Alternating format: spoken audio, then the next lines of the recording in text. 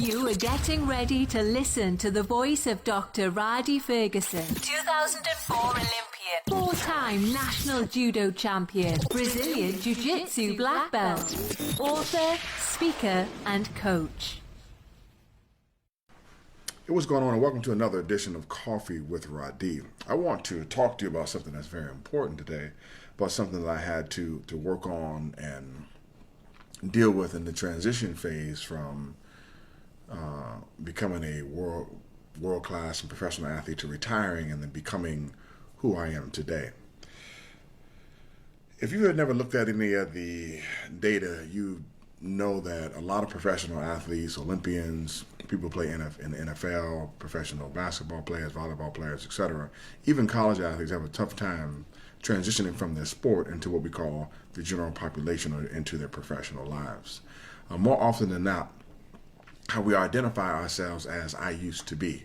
Like when somebody asks you, hey man, what do you do for a living? You're like, I used to be a professional so-and-so, or I used to be a professional volleyball player, or I used to be a professional football player. And you identify yourself about your past, not about your present.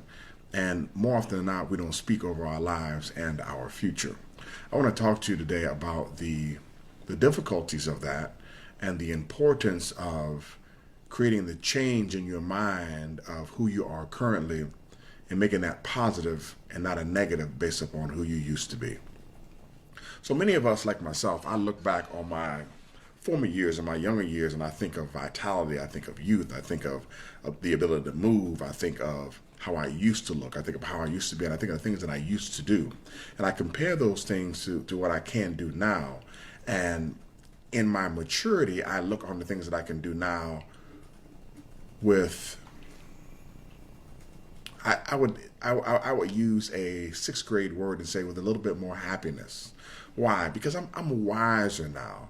I appreciate the gray hairs on my head and the ones on my face, and I understand that the wisdom that has been accrued over a period of time allows me to be a lot more efficient in my movements, a lot more efficient in my behaviors, and a lot more efficient in my relationships.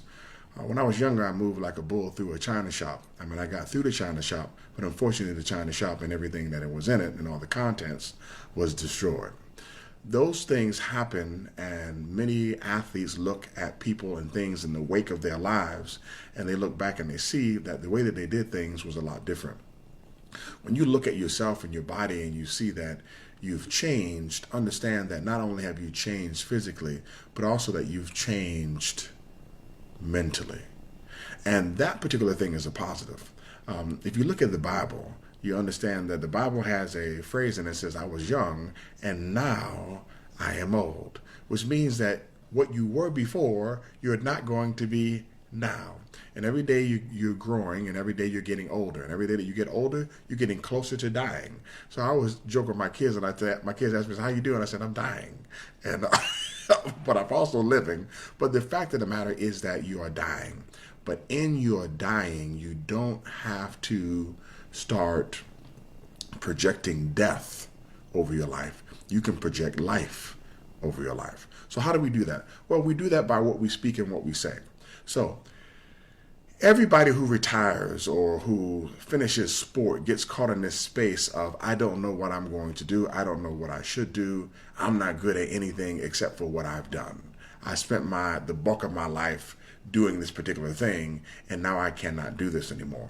And it's rough because in sport, the marketplace kicks you out, not because you're not good, just because you're not good as you used to be. You can be one of the top sprinters in the world running 9.92, but if you can't crack that 9.88 and that 9.87 to crack the top 4 or the top 5 or to get in the finals, then your 9.92 or 9.99 just isn't good enough to be at the top of the world anymore. And that's an unfortunate thing, and it's hard in the world and realm of sport for people to accept that, man, I can't be good. I have to actually be great in order to have any value in the sporting marketplace. This is when it's important for you to value yourself. How do you value yourself? I'm glad that you asked. You value yourself by appreciating yourself. Just like a house increases in appreciation, It decreases in appreciation from appreciation. And you increase in your personal appreciation from personal appreciation. I used to think it was so silly when my dad used to tell me that you have to get up in the morning, you have to look in the mirror, you have to say, Rhadi, you're handsome, you're beautiful, I love you, and you're going to have a great day today. I was like, man, that's silly, man. I'm not doing that, man. I'm not doing that. But I understood the exercise and the value of it when I got older. Because as an athlete, you wait for other people to praise you for your own personal value. When your athletic career is over, and before it's over, you should start praising yourself in the mirror and talking to yourself to increase your personal appreciation so you don't look to others for your own value. And lastly, here's what I want to tell you. You have to stop speaking about yourself, about what you used to do. You have to sit down and get some quiet time and think about, man, what do I really want to do now in this particular time of my life? Some people want to coach. Some people want to teach. Some people want to walk away from the sport and have nothing to do with it. Some people want to get in real estate. They want to become entrepreneurs. No matter what they want to do, it requires the same thing that you did when you were a professional athlete. If you want to be, I believe this was in the book Bounce by Matt Said, when he spoke about it, in that it's impossible for you to be a professional anything without touching professionals in that particular thing. Meaning,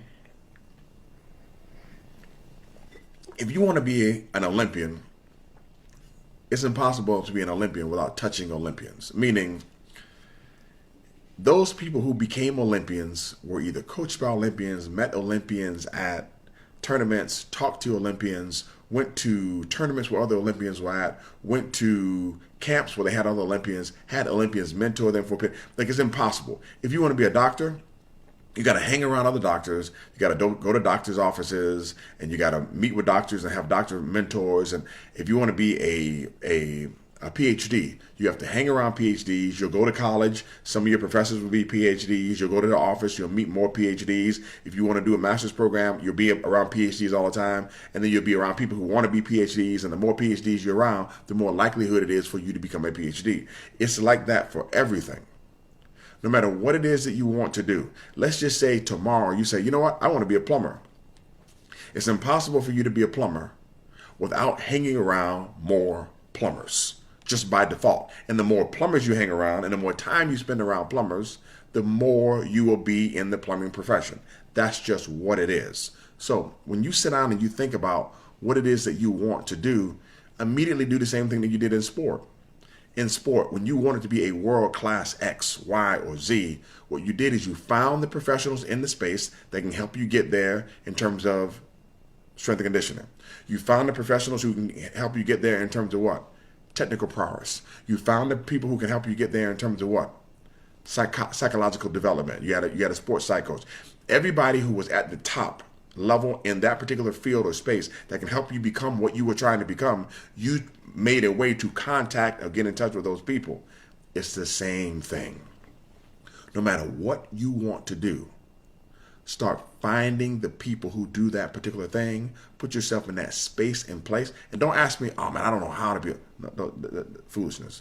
You can mention anything in your mind. I mean, you can say, I want to be a botanist. Get on Google, find a botanist in your area, hop in your car, show up at where they are. Don't show up at them people's house now. Show up at the people's business. Don't show up at the people's house. Show up at the people's business, knock on the door, and you say, I'm really interested in botany. Can you tell me what to do? And the person might say, go away. Go back tomorrow. Say, I'm really interested in botany. Can you tell me a little bit about your career? And because you have to touch your botanist, and then that botanist will tell you where to go to meet other botanists. You can go sit outside of the classroom of a school that has botany, and as those people walk by, more people who do botany, interested in botany, or teaching botany or learning botany, you're running into more people. Ask those people, what's your favorite book about botany? When you do that, go pick up the book, go to the library, 100% free, go to the library, get a book on botany, sit down and read. When you sit down and read about botany, guess what's going to happen? You're going to have more questions, you'll find more people to ask, and you'll end up hanging around more botanists. Everything about becoming who and what you want to become is based upon the same thing that you had in your athletic career. It's based upon perseverance, drive, and something we call at Black College, want to. You got to want to if you want to. This is Dr. Ferguson. Have a super fantastic day. Remember, I love you, but God loves you best. And this particular edition of Coffee with Rhadi has been brought to you by the book Judo is Life. Please go to www.judoislife.net and get my book, Judo is Life, today. Take care.